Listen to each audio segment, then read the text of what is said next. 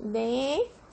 믿음의 시련 속에서 인내하려면 지혜가 있어야 한다. 여기서 지혜는 성도가 세상에서 어려움을 당할 때 대처하는 여러 가지 지식을 말한다. 이 지혜를 어디서 얻을 수 있는가? 5절, 6절. 너희 중에 누구든지 지혜가 부족하거든 모든 사람에게 후히 주시고 꾸짖지 아니하시는 하나님께 구하라. 그리하면 주시리라. 오직 믿음으로 구하고 조금도 의심하지 말라. 의심하는 자는 마치 바람에 밀려 요동하는 바다 물결 같으니. 이제 그 지식, 이제 저는 요 부분은 옥하는 목사님 그게 이제 맞는 것 같아요. 지식, 이제 이거는 이제 말씀이죠. 하나님의 말씀이, 그러니까 말씀이 그냥 이제 머리에 이제 일단 기억 속에 이제 있으면 이게 이제 체험이 될 때, 이게 이제 언제 체험이 되냐면 어려울 때 체험이 되는 것 같아요. 어려운 상황이 와야지 이게 그냥 안 그러면 그냥 머릿속에만 있다가 그러다가 이제 어려운 상황이 오면 이게 체험이 될 때 이 말씀이 생각나는 것 같아요. 그러면 이게 체험이 될 때 지혜가 되는 것 같아요. 제가 이제 학생들한테도 애들한테도 이제 그러거든요.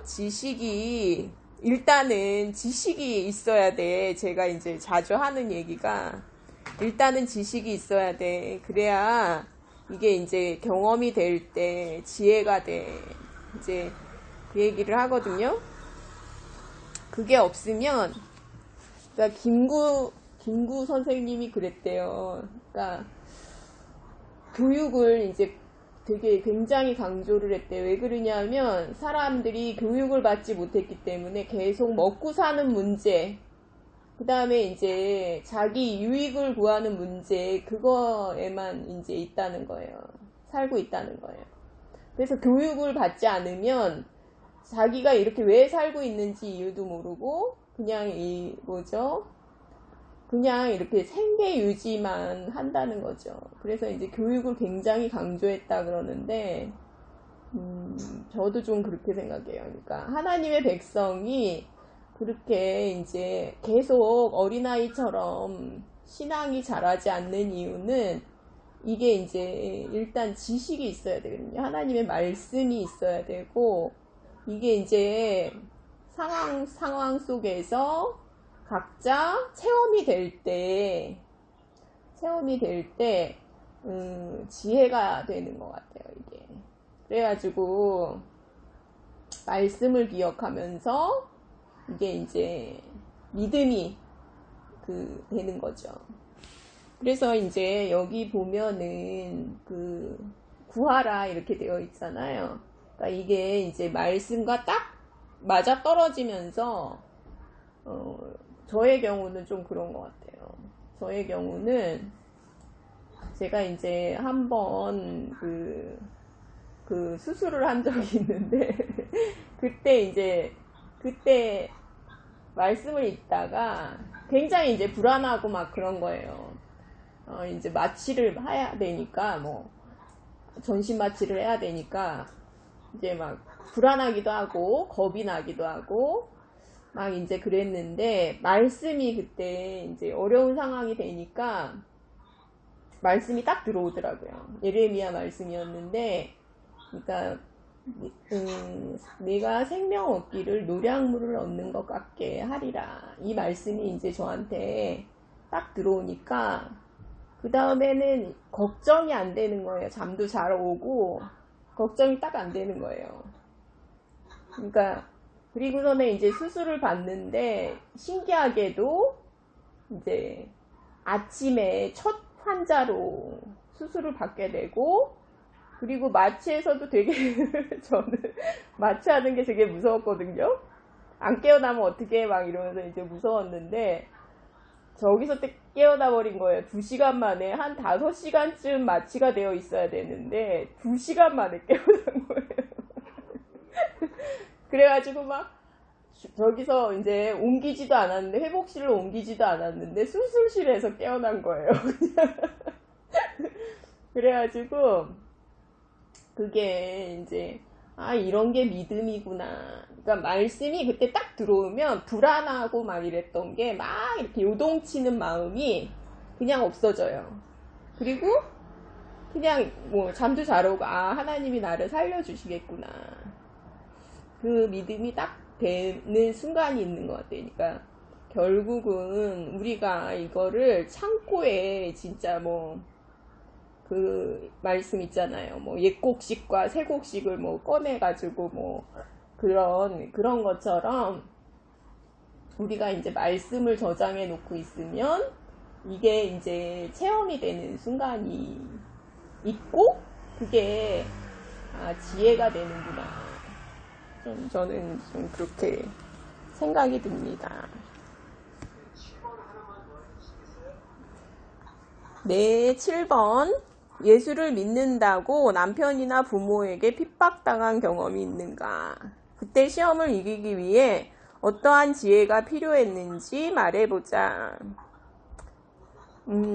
저는 이제 뭐 남편이나 우리 이제 시부모님이나 뭐 핍박을 당한 일은 없어요.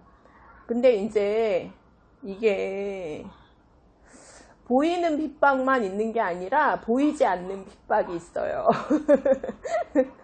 어떤 게 있냐면 그냥 왜 그런 거 있잖아요. 그러니까 말하기 힘든 상황이 있어요.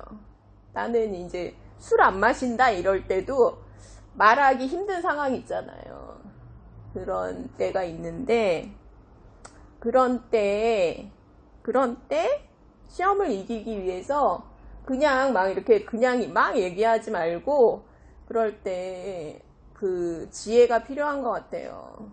그 사람들하고도 완전히 세상에서 바깥으로 나갈 수는 없잖아요. 우리가 이제 그 사람들 안에서 살아야 되니까 그럴 때 그 크리스찬들은 진짜 다른 것 같아요. 그러니까 그래가지고 이제 선생님들이 저한테 뭐라 그러냐면 스트레스가 전혀 없는 사람 같다 그래요.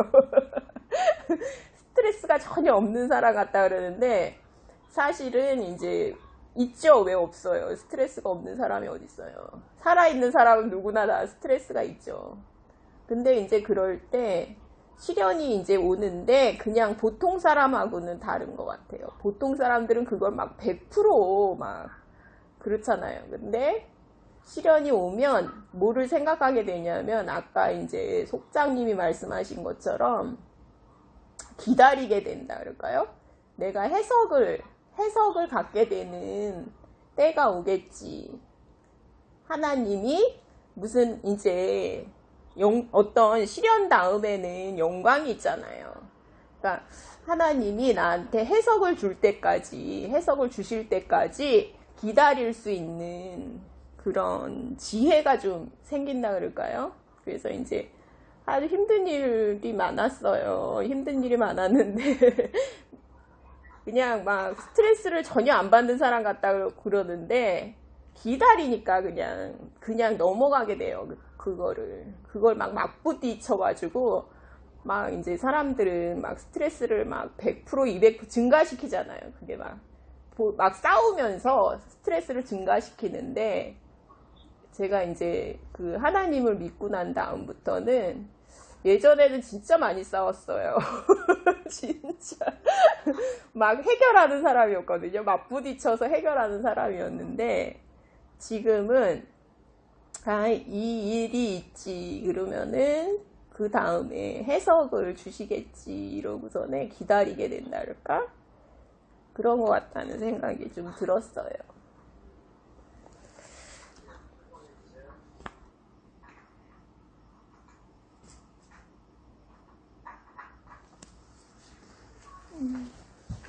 저는 여기에서 이제 3번에서 인내를 키우는데 시험이 유익하다. 근데 이제 시험이 그냥 시험으로 번역이 되어서 그런데, 사단의 시험, 그러니까 시험은 두 가지가 있잖아요. 사단의 시험은 유혹이죠, 유혹. 그리고 이거는 죄 때문에 생길 수 있거든요. 죄 때문에 받게 되죠. 그리고 하나님의 시험은 테스트. 하나님의 시험은 테스트. 이거는 인내를 이루게 되죠.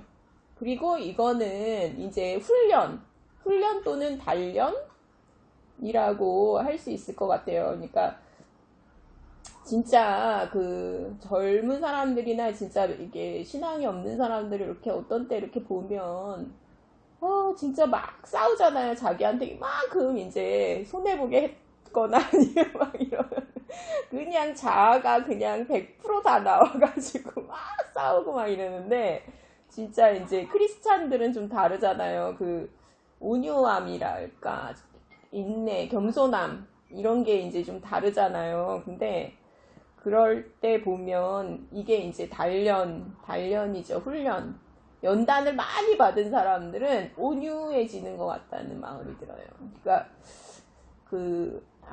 잘못할 수 있어 이렇게 하는 것 같아요. 그러니까 단련을 많이 받은 사람들은 저 사람이 그럴 수 있어 이렇게 생각하는 것 같아요. 그러니까 왜 그러냐면 자기도 그 막 부하가 나기도 하고 막 화가 나기도 하고 단련을 받을 때 이제 그랬으니까 그거를 이제 알고 형제들을 더 이해할 수 있는 형제들을 볼 때 그 형제애를 더 가질 수 있는 사람이 단련을 많이 받은 사람 같다는 마음이 좀 들었어요.